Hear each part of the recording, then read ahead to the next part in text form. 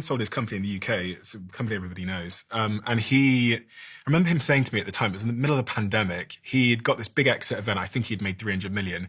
It's what I've been saying for the whole time. He goes, I'm off. I go, where are you going? He goes, I'm going to go to Dubai and Monaco and live between the two.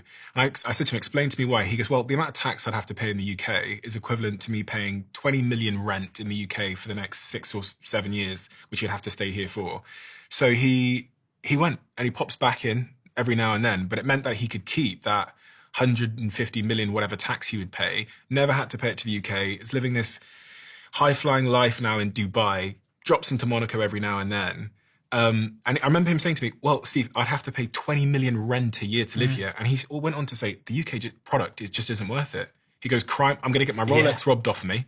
He goes, the healthcare system isn't the best. The education system isn't necessarily the best. And the particular one was crime, which is I'll get mugged walking through London streets. Stephen, if you allow British people who own £300 million of British assets to technically live in Monaco and not pay tax, then you will get crime, and you will have dirty streets, and you will have a bad healthcare system, and you will have education. Because if you give all of the wealth to a group of people who do not tax, there will be nothing left to provide things like healthcare and education for ordinary people. It's not unconnected. These people are not technically living there. They're moving out. My friends have moved out of the country. They don't come back to the UK. They've left, and they leave with their companies. So they built a company here. No, they typically build globally and pay no tax. They typically build globally business. Okay. It's not that they pay. It was a global business. They don't pay no tax. They pay extortionate amounts of tax. Right? Anyone who's here is paying extraordinary taxes, more than they've ever paid before. 1% pays 30%. 10% pays 60% of 1.2 trillion a year worth of government spending. 300 million. How much tax do you reckon he's paid in his life? I have no idea. His business was global, though. His biggest customer was the US. Because I pay 60%, and our viewers will pay 30, 40, 50%.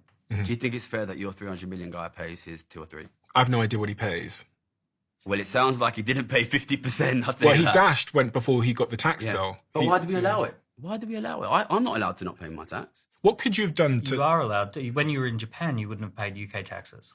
Yeah, because I was working in Japan, and then I paid Japanese taxes. Yeah, because you're living in Japan. This is the thing. People can live wherever they want now. But we're talking about... I think we should stop obfuscating tax on people's work from tax on the assets that they own.